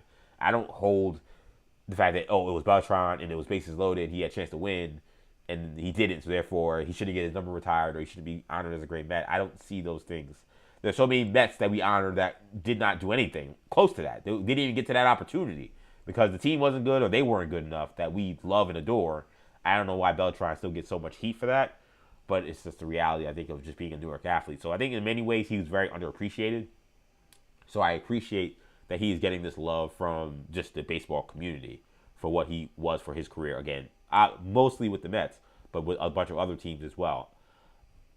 I would assume Beltran doesn't go in with a hat, but I don't know. It's going to be very interesting. Obviously, he was once supposed to be the manager of the Mets, and what happened with that whole scandal with the Stein stealing allowed that to not happen. So I don't know what his relationship is with the New York Met organization at this point. Again, there's been word this year, I saw the reporting today prior to the announcement, that the Mets had conversation about whether or not they should retire number 15. But then the reasoning why they might not, I thought was kind of offensive. Offensive is strong. I thought was short-sighted is the best way to put it, maybe. If I was him, I maybe would be PO'd about it. But they described it as the Mets were unsure if they could do it given they have other things they're going to do, like commemorating this 40th year of the 86 season. And I think maybe like the quarter century team or something like that. I'm sorry. You guys have a bobble night for every freaking night. You have fireworks night every 2 weeks. You got all these other promotions. You can't retire Carlos Beltran's number the year he's getting inducted to the Hall of Fame because of ceremony you have scheduled for people that have already been honored by the Mets 10 times over. I thought that sounded nuts. I really hope that over the next day or two, that reasoning and that rationale doesn't kind of catch wind or doesn't kind of become the end-all be-all story of why his number doesn't get retired. But I saw that as a reporting as to why the Mets were unsure of whether this would be the year that they could retire Beltran's number as he gets inducted to the Hall of Fame. And part of it being because, well, we had to commemorate the 40th anniversary of winning in '86. I love the '86 team. I didn't watch them, obviously, but I love what they mean to the city, what they mean to the organization. I have nothing but respect for them. But again, this is a team that's been honored 1,500 times over. One of your players who was a superstar for your team is getting inducted into the Hall of Fame this year. I don't think, and I'm not saying you shouldn't do that 40th anniversary. You should. I'm saying, why is that a reason why you can't do Beltran's number getting retired? If you're in the chat, if you have a good reasoning for why that would make sense, it does not make sense to me. It does not. If you have a reason that I'm not thinking about as to why, okay, now I understand why this can't happen, then maybe I get it. But I couldn't understand that. I read that tweet today. Forgive me. I'm trying to look for it so I can confirm it and see, so you guys can see for yourselves what I saw. But I'm like, what does that have to do with whether or not Beltran gets his number retired? How is that even part of the conversation? It's utterly ridiculous to me. Carlos Beltran is one of the best players to ever play for the New York Mets. This year, he's getting the ultimate honor of being inducted into the Hall of Fame.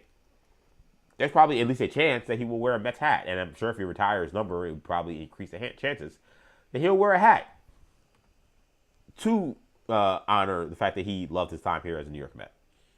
You also gave him the most money. You paid him the most for his career, so there's that too. Why can't you retire his number? Because of the '86 team? What the hell? How does that make any? That sounds ridiculous. It sounds utterly ridiculous to me. Here's the tweet. I think I found it. So let me pull this up so I can give you exactly what I read here. This is, my computer's always slow when it comes to the internet, but this is what I'm reading here. Oh, here we go. This is from Mike Puma. So shout out to Mike Puma, New York Post. I want to make sure I got that credit. Mets officials have discussed the possibility of retiring Carlos Beltran number 15. This was before he got voted in. If he's voted in the Hall of Fame. But logistically, it might be tough. It might be a tough fit because the team already has a Mets Hall of Fame ceremony and a 40th anniversary of the '86 team planned. That's BS. I don't know how. I'm not saying Mike is BS at all. I'm saying that reasoning, if that is what the Mets are pitching out there as to why they can't do this, is unacceptable to me. And I'm sounding a little bit like I don't say I'm in my feelings, but I'm saying it's kind of 10 toes down on this being utterly ridiculous because again, the Mets history is a long history. It's becoming longer by the year. It's still a rather new organization, only created in the early 60s, but the history is becoming longer. And I love the '86 team, and I love all the Mets Hall of Famers that they're going to induct this year. But, what happens post-'86 matters, too. What happened post the new millennium matters, too. And, again, you have a guy who's being inducted into the Hall of Fame this year. To say you can't do it because you gotta figure out where you're gonna fit this in with the '86. Who gives a crap? You have 81 dates. I'm assuming they don't have any home games that are being played somewhere else, overseas or anything like that. You have 81 dates. Again, you gotta have every fireworks show. You gotta have every parade. You gotta have every dog day. You gotta have all this other crap. You can't find a day to say, hey, someone find time, create a big white circle, put pinstripes on it, paint a blue and orange 15 and put it up there in left field. You don't have time. Nobody has time to do that. That's so complicated. That's so difficult. Show some respect, not just for just one era of fans. Show some respect for the rest of the fans that didn't see '86 but watch Carlos Beltran. It would be nice to see his number get retired the year he gets inducted. The fact that he might not get retired this year because of what happened in '86. Or the fact that you have a Hall of Fame ceremony, we have 81 days to fill with all different kinds of promotional crap is unacceptable. That better not be the reason why he doesn't get his number retired this year. I will accept almost any other reason. That can't be it. There's no excuse for that to be the reason. None. So, I don't know how this tweet came down from Mike Puma and people were coming after him. Like, people shouldn't come after him. He's just reporting what he's hearing. But, retire his number. Like, what are we doing? Like I don't understand that. It's ridiculous. Now, if you want to say, should he have his number retired, that's a baseball argument that we can have. And I'm fine to have it. I would argue you should. If you retire David Wright's number, I think you could retire Carlos Beltran's number. In my opinion. I think for a lot of the stretches of David Wright's prime, Carlos Beltran was the best player on the team.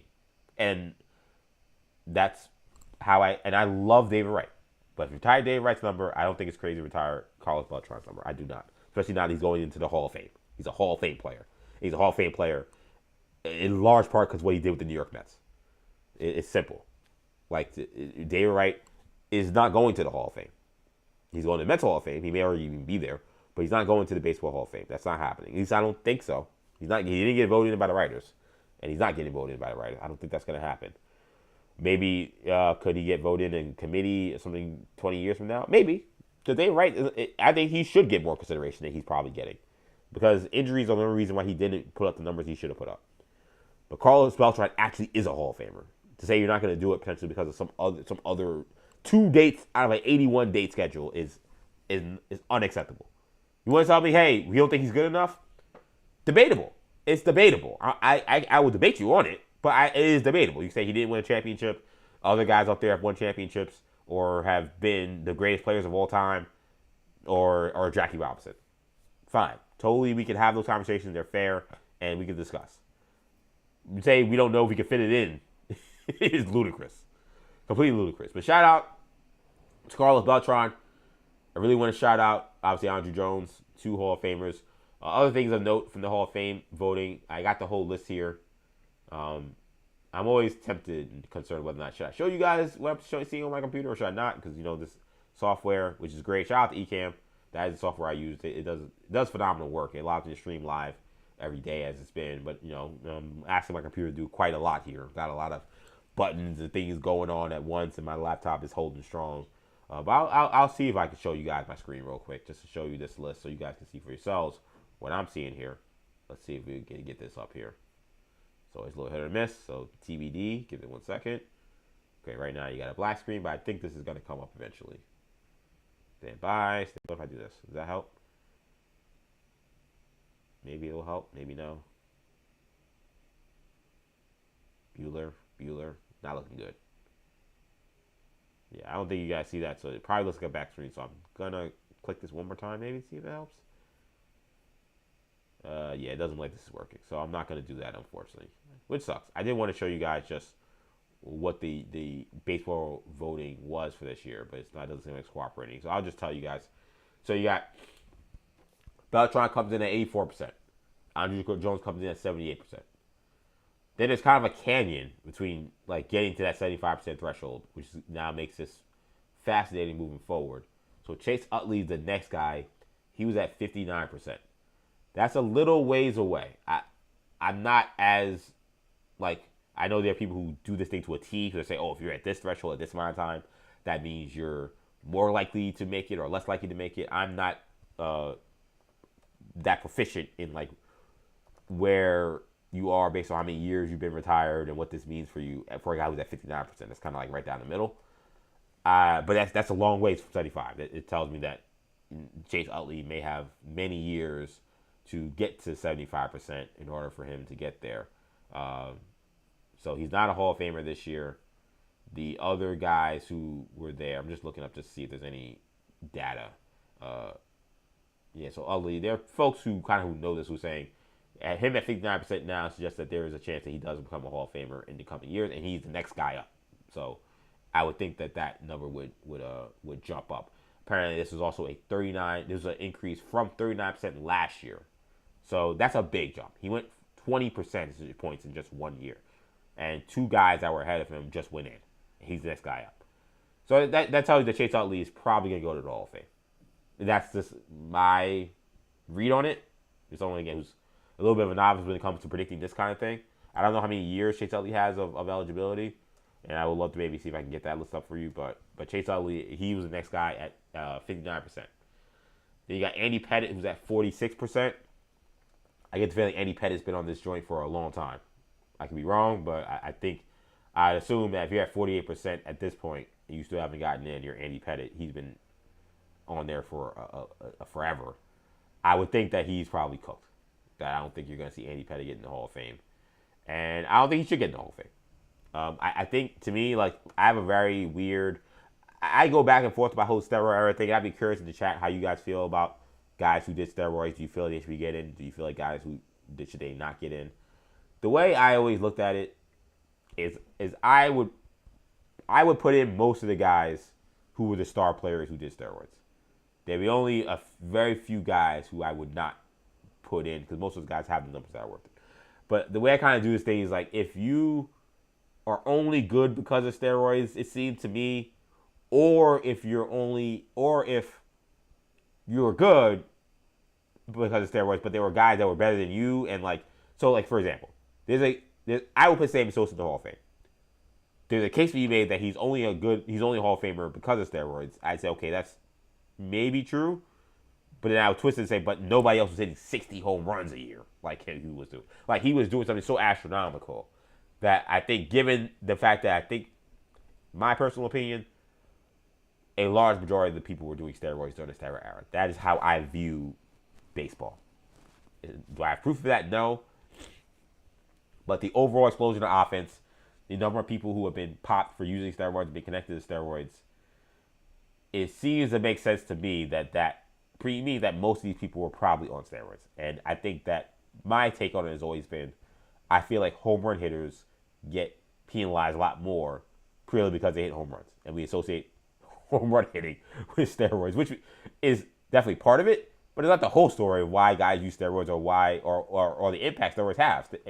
Steroids also impact your speed, impact your ability to recover, impact your batting average. Like these are all things that also steroids would help you with because you're hitting the ball harder on a more regular basis. You have more energy on a more regular basis.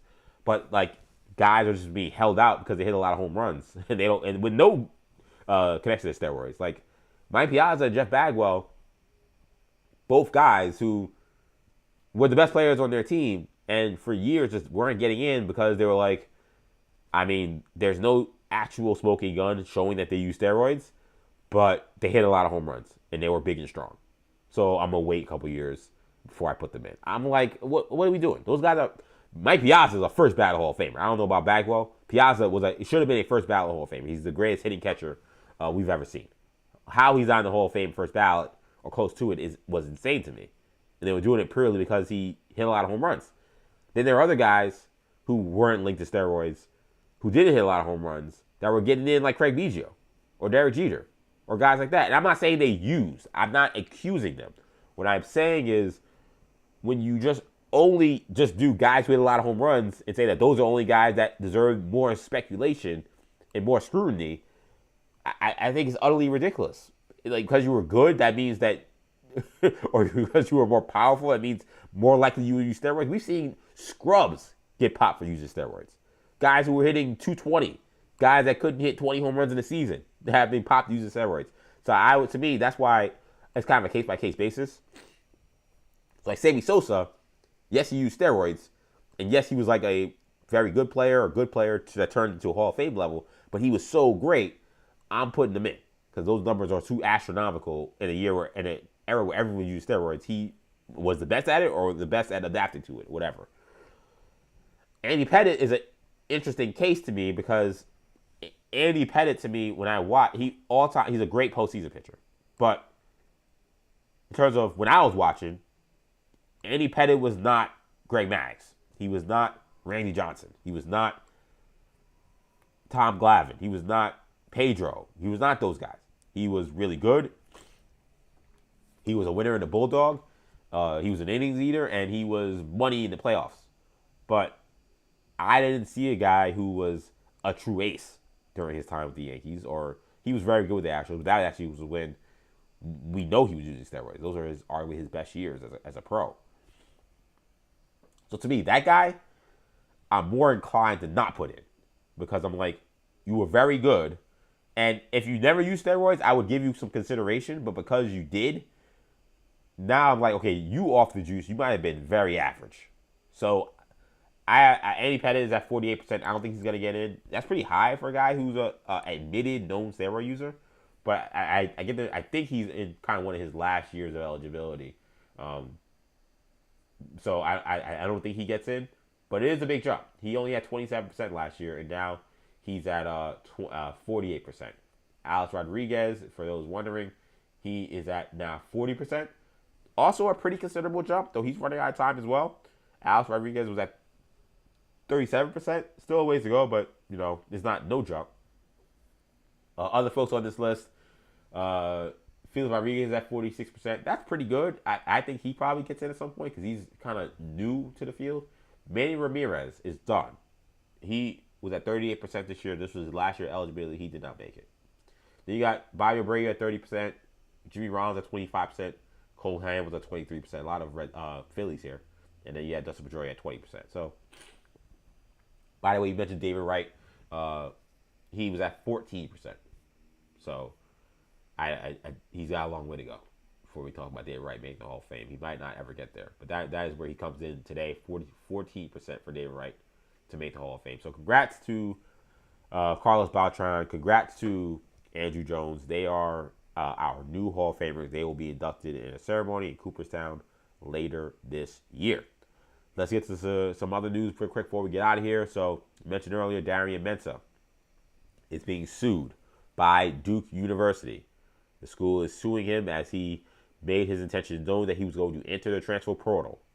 Darian Mensah was a pioneer of sorts in terms of the deal that he signed with Duke last year.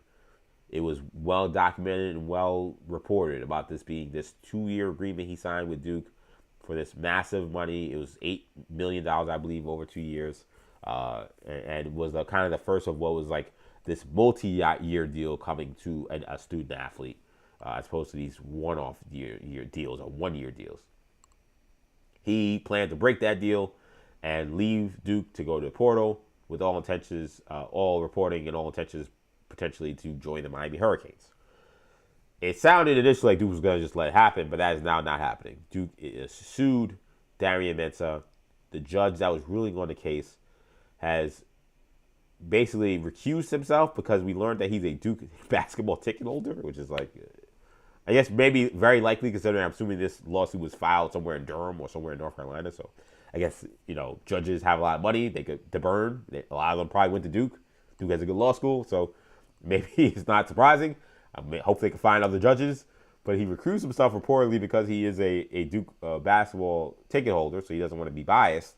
But in his ruling, he essentially said Duke had to allow him to enter the transfer portal, but Mensah couldn't actually enroll in another school until someone actually ruled on this case.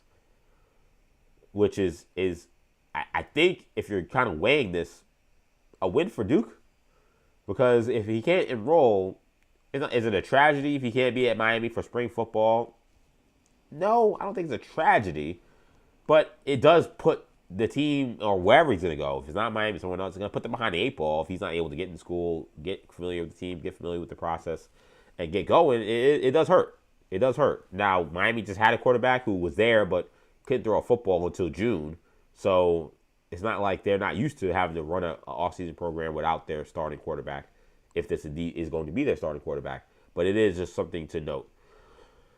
This is going to be a case to follow. It's why I keep bringing it up on this show, because I think this is potentially the watershed moment that we've been looking for in terms of what is indeed the short and long-term future of NIL and transfer portal stuff coming forward. Or will there finally be some kind of larger ruling or larger effort to kind of really put rules in place? Because like I said, this is an athlete who had a 2-year agreement that in theory should be binding to play football at Duke given his NIL agreements outside of Duke. But we all know football scholarships are year-to-year deals. They're not multi-year deals. They never are. It is one of the dirty secrets about college sports. Because people will say, well, why are guys be able to just go willy-nilly? I'm like, well, because when they say they're giving you a 4-year scholarship, they actually aren't. It's a scumbag move to just pull somebody's scholarship, but they can absolutely pull somebody's scholarship at any point in time. That's part of that's part of the rules in the NCAA. Now, what typically happens, and what happens more often than people talk about, is what we saw Deion Sanders do the first time he got to Colorado. Coach comes in, realizes he's got to turn on the roster, and he says, y'all better get ready to go in there and get in that portal. In fact, I actually think I have that. That's one of my sounders, I think. Not for this show, but I usually have it for one of my other shows. Let me see if I can play that sound. Like Deion Sanders, he went to Colorado. You guys remember probably, I don't know about fondly, but definitely probably remember it. And he went there and he cut everybody. He said he said that he was bringing his own luggage with him. His luggage was Louis. Remember this? Bring my luggage with me, and it's Louis. And he said, "Get out. You're all fired." So I want y'all to get ready to go ahead and jump in the portal. Yeah, like a lot of this stuff when it comes to the transfer portal is players being cut. It's like this dirty secret that's why I sometimes I love the debate. I love just the commentary, but sometimes I hate the conversation because it's not honest. It comes with a lot of this, and these coaches are doing all this hemming and hawing, and I'm like, you guys are complaining about all this stuff, but you're also like forcing the transfer portal to be the wild, wild west. Because you're coming into schools and it's telling kids to get the F out. Or the guys are on your team, not even guys coming to new schools. You get guys, you realize they're not as good as you want, or there's some other kid in the portal that you think is better, and you're telling guys on your team, you're cut, get out. And what they do is say, listen, you're not part of my plans anymore. You'll never play here again. So it'd be best for you to get in the transfer portal so you can find somewhere where you can play. That is not players just running around saying, oh, just pay me, where's my money? That's not how all this works. There are a lot of guys who are also just simply getting cut and saying they didn't want me back. And they could pull my scholarship if they want. If they don't do that and they don't want to be a complete scumbag, they may just say, okay, you'll be here, but you'll never see the field or see the court if it's a basketball player. Like you're never going to get any playing time. And you'll just ride on the bench. So either leave or that is the threat. That is the threat that happens at every school. So that is the larger conversation that happened. Obviously, it's not happening with Darian Mensah. Darian Mensah is a talented quarterback who would have many suitors, though it seems like Miami is the runaway favorite to sign him. That's not obviously what's happening, but what the question becomes, are these NIL multi-year deals, are they binding in any way to a school? In theory, just because it's America, like we would think, well, yeah, if you sign a 2-year agreement to do something, then you should do it. But if your agreement is only to that NIL thing, whatever job or whatever situation they've set you up with, if that's the only multi-year aspect of it, but the actual contract you have with and I use contract on it in loose terms, but the contract that you sign, your letter of intent that you have with your school, if that's only year to year, then how could you apply those rules to the actual, from your NIL to your scholarship? Your scholarship is not a 2-year deal or a 3-year deal or a 4-year deal. It's a 1-year, year-to-year agreement, which is why I think a lot of these players have been able to get out of it. They've been able to say, hey, give me more money. But the school will say, well, wait, but we already gave you X amount of money. You already agreed to this. Like, yeah, well, times have changed. Price has gone up. Yesterday's price is not today's price. And they go and they get more money. And most of these schools just give it to them or they let them walk. But I think Duke is looking at this saying, listen, everybody knows about his agreement. I think this is something with maybe public attention on it. They think maybe will help them. And I wonder how this will end up going and how bad they can fight this. Again, we did see a quarterback earlier this summer, or rather not summer, early in the winter, when it came to the transfer portal and what was going to happen. Desmond Williams, quarterback for Washington, he entered the transfer portal and was, at all intents and purposes, it seemed like was planning to go to LSU to play for one, what's the name? I can't remember his name now. Lane Kiffin. And the school said they weren't going to put him in. He just signed a new agreement. He signed an agreement and announced he was coming back, like just that couple of weeks before. And like he's going to have to fight us to get out of it. and he decided after talking to his agent not to. He said, you know what? It's better for me to just go back. His agent dropped him. His agent said, I don't fundamentally agree with what he's trying to do, so therefore we're no longer partners. And then days later, he got a new agent who kind of was talking tough, but then days later they say, oh, he's coming back. So either he had no case or he didn't feel comfortable about what this legal fight was going to be. I'm very curious how this legal fight's going to be when it comes to this Mensah thing, if there's any similarities. I don't know about Mensah signing any new agreement. I think he had the same agreement he had last time, from what I know. Again, it's a multi-year deal. So it seems like this may be different, but it could be impactful, because if this is a situation where Mensah can't enroll in the spring, and it's something that really bleeds itself all the way up until the summer, like for Darian Mensah, do you risk possibly missing the time to get to Miami or get somewhere to get the real reps needed to get ready for the season? And do you decide to do what Desmond Williams did? Say, all right, I'll just go back to school. But now, just in terms of the dynamic of where this is all headed, it creates very interesting dynamics, because Desmond Williams is now in a place that he didn't want to be in. Could Darian Mensah be back at Duke, a place that he doesn't want to be apparently, or it seems like he'd prefer to be other places? I'm very curious. I see this assistant professor at Boise State posted this tweet regarding this. I will show it to you, but of course you can't see what I'm posting, so I can't do this. And they were responding to. I'll see if I can show it one more time, just to give it one more try. Give it the old college try, see if it works this time. But they were responding to a post from Michael McCann, who is a longtime legal expert. And again, this is not showing up. This is really annoying that this is doing this, where it's all black. You can't see what I'm seeing. Yeah. So that sucks. Sorry, guys, you can't see what I'm seeing. Usually I can share my screen pretty well, but it's not working today. But what it does show, as in my computer, hopefully we'll go back to my full screen, is, so Michael McCann says, Duke's suing Darian Mensah, arguing he signed an NIL deal and must stay. This case has far-reaching implications for college sports. It's also one where Mensah will have defenses, and there's a whole breakdown for it.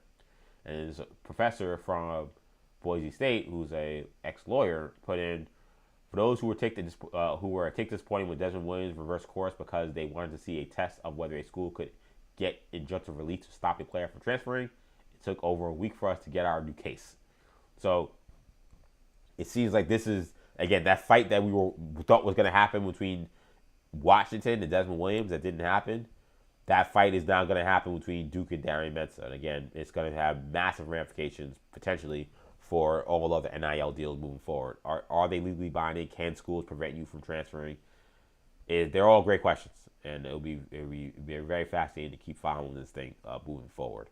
So a couple more things here before we get out of here, man. We'll keep following Darian Mensah's story. It is definitely an interesting one. This was also an interesting story as well. There's a report. Forgive me, I don't remember who the report was from, but it was about Sean McDermott, who, of course, was fired as Bills head coach yesterday. He, of course, was probably the second most successful Bills coach in franchise history besides Marv Levy. He won a ton of games. They went to a lot of playoffs, but, of course, they did not have the success they would have hoped to have had when it came down to the situation with the team's postseason success. They were not able to get over the hump, and that is a big reason why he is gone. Well, now we are getting a lot more details about the dynamic between him and Brandon Beane, and how a potential meeting that Sean McDermott had may have led to his firing weeks later. So McDermott had reportedly met with Beane and Terry Pegula, the owner, talk about where the status of the roster, where things were for the Buffalo Bills heading into the postseason. This meeting apparently went extremely poorly. Apparently it was contentious. Apparently Sean McDermott let the chopper ring in front of, obviously they were all their bosses, and Terry Pegula, and let it be known kind of what he thought was an honest assessment of the squad, and that the squad had a lot of issues, and a lot of it came down the roster. And according to people who reported this, it did not sit well with the ownership. It did not sit well with the general manager. This happened apparently 5 weeks earlier. So WGRZ reported that McDermott pointed out what the roster lacked to win a Super Bowl, and they are being told that neither Beane nor Pegula was pleased with McDermott's assessment. NFL Network confirmed, and I'm reading this from the New York Post, confirmed that there was a meeting, and there was some dissension among Bills decision makers. Ian Rappaport said McDermott had some questions about how much talent the Bills had. I'm not sure that set well with the building. Of course, Bean was promoted to president of football operations, something you rarely see when a team or organization falls short of their goals. So Bean just got more power, even though they did not make it to the Super Bowl. They got bounced in the divisional round. He survived this change where they fired the head coach but kept the front office head, previously general manager, now president, Brandon Bean.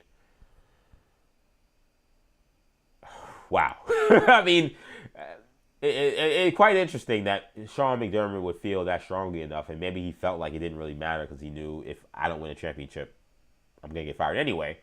So I might as well be real and be like, if I'm going down, I'm taking a lot of whole people with me, to quote Nino Brown from New Jack City. He got on that stand and was like, I'm not, this whole thing is bigger than me. The CMB is a lot bigger than Nino Brown. The CMB is a lot bigger than Sean McDermott. So all the Bills' failures, he wanted to make clear, is a lot bigger than him. And I'm going to bring a whole lot of people down with me. He began with Brandon Bean, right to his face, and right in this meeting, apparently, with the ownership. Why the owner was so upset about this is the interesting part. Like, was Sean McDermott, like, being a jerk? Was he being, like, abhorrent? Was he being, another SET word I'm trying to think of right now, abrasive? Like, why would that not sit well if he's giving what he feels like is an honest assessment about the team, that the team's not that good? The only thing I can think of is perhaps they could look at him and say, like, you've been going to the playoffs every year with this team. You've been a highly successful coach with this team. Now you're saying the team is no good. Like, it does, in many ways, relieve him of any responsibility of whatever's going to go wrong with the team or whatever was going wrong with the team. But this team also had some bad moments midway through the season, as they seem to always do every year, and then they figure it out to finish the season. They close out strong. So maybe maybe felt like he was kind of absolving himself of blame and saying this team is just no good. But I don't know why, if you're an owner, if you really want to get a true understanding of exactly why a certain situation is going down or what your true assessment is of your team, I would hope that you want an honest assessment from your coach. I hope you wouldn't want your coach to BS you and lie to you and tell you, oh, no, we got the greatest team in the world.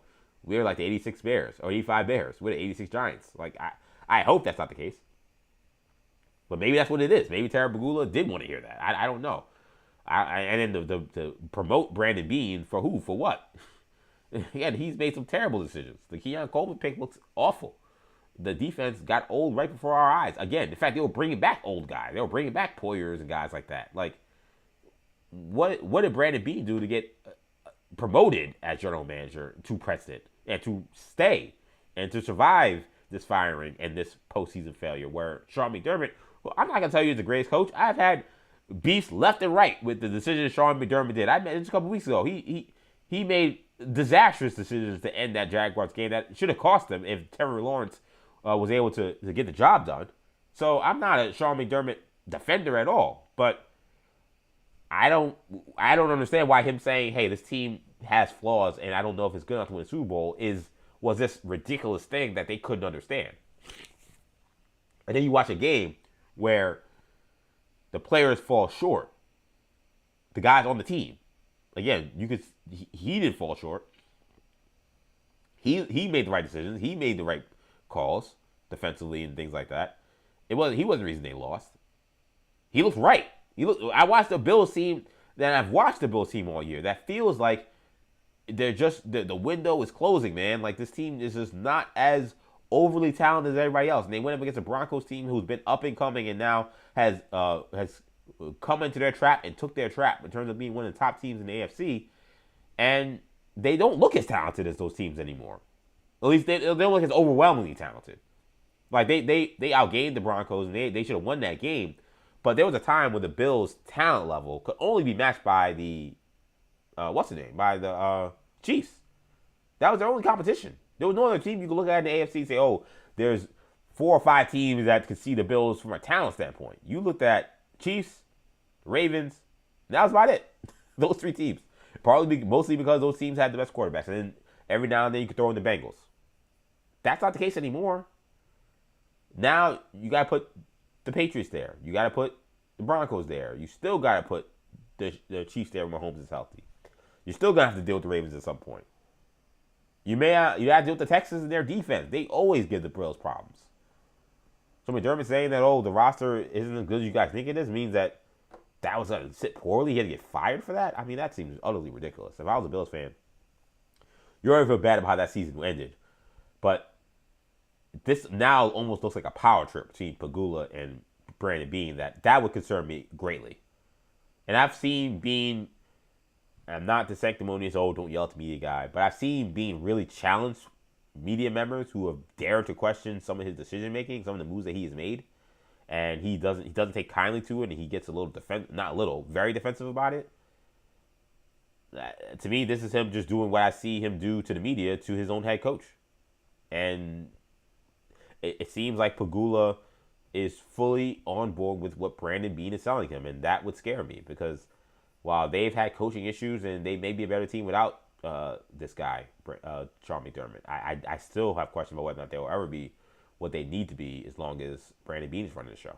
I think it's a reality and it's a fair statement. Last thing before we get out of here, man. I told you we get to the rumor mill, and we will. Juicy rumor coming out of the Twitter world. And the way I cover hero news, first of all, I always cover real news. So like Sebastian Stan's casting, the trailer coming out for Avengers Doomsday. Like those are obviously real news tied to actual companies or actual trades, and we cover that. But the way we also talk about this, if you listen to our Hero Talk podcast, you'll know that we talk about this as well. Rumors we see bubbling up on the internet, we also talk about as well. We think they're good talkers. We think they're fun. And sometimes they end up being true. And we know kind of the right people to look for to actually give credit to, the people to kind of ignore. So we don't just pull anything. We're not just doing butt crack MCU news and saying, let's talk about this thing that is definitely false. But some folks I think are actually pretty good. And one of them is My Time to Shine Hello. Who knows who this person is? They're anonymous. But they have been this person on the internet that has been able to come up with various different scoops about what was to happen in future Marvel or DC movies.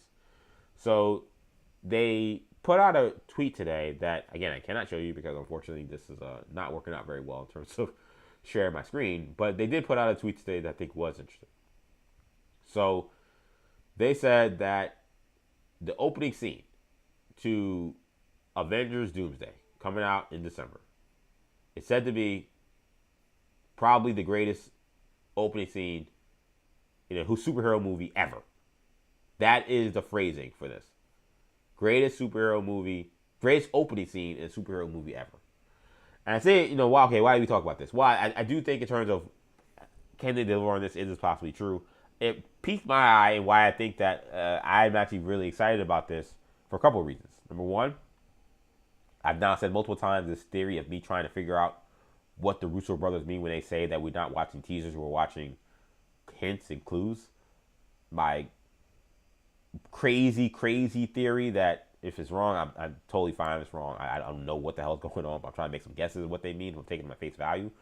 My over-the-top crazy guess is that maybe Doomsday is currently happening, and we're going to end up opening the scene, seeing kind of like the beginning of it, and maybe this is kind of like ends up being like a flashback almost to get us to the current day.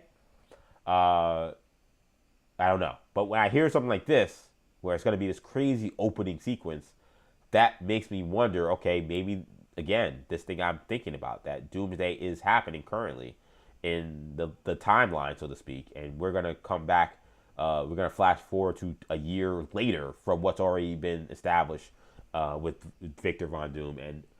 Or maybe it's going to be a thing where we kind of see the end of the movie and they work backwards. I don't know how it's going to work. But I do think that this is noteworthy that we're getting these already early details about this opening scene apparently being one of the best opening scenes in a superhero movie ever. I'm trying to think what other things I could compare that to. One of the things that comes to mind is X2, at very much smaller scale, but the opening scene with Nightcrawler, definitely one of the best scenes ever in a superhero movie. I know everyone wants to act like this last phase was the worst thing ever. There are no good movies from it, but Deadpool and Wolverine, opening scene from Deadpool and Wolverine, also I think one of the greater scenes I can remember. Black Panther, I think, had an awesome opening scene as well. those would be some of the scenes I would think about in terms of best opening scenes ever. But to make that kind of proclamation tells me that they might be going something super, super big to start. Maybe also Infinity War. That was the other thing I thought too, and why I also thought this was noteworthy, because the last time the Russo brothers directed a movie that had this kind of two-pronged front of like doing two movies back to back, almost like a part one and part two, they opened with a banger in that one. Remember, that's the scene where Thanos has already wiped out the entire Asgardian fleet essentially, and he's boxing Hulk, and he's killing Loki. Like, that was extremely powerful opening scene to Infinity War and set the tone for Infinity War and Endgame, that two-part movie. So the Russo brothers, that is definitely something in their bag, something they've worked on before. We mentioned the Russo brothers also. Winter Soldier had a monster opening scene as well, when you talk about him fighting Baltrock the Leaper, and him and Scarlet Witch infiltrating that Hydra, I don't know if it was Hydra actually, it was just Baltrock. That heist that was happening. Also dope scene. Russo brothers know how to start a Marvel movie. So I saw that, I got super, super excited about what's to come with this movie moving forward, and how this movie is going to open up. Another thing that came out today as well, this was from Justin Kroll, I believe, was quote, Kevin Feige has been solely focused on Avengers Doomsday and Secret Wars for the past year. He only stepped away to hire Jake Schreier for the X-Men reboot film and cast Sadie Sink. And this is from Justin Kroll, who is from Deadline, and he's a senior film reporter. He does a lot of stuff on the Marvel, DC, I guess you could say beat. I guess it's fair to say. It definitely is a corner of the entertainment world at this point.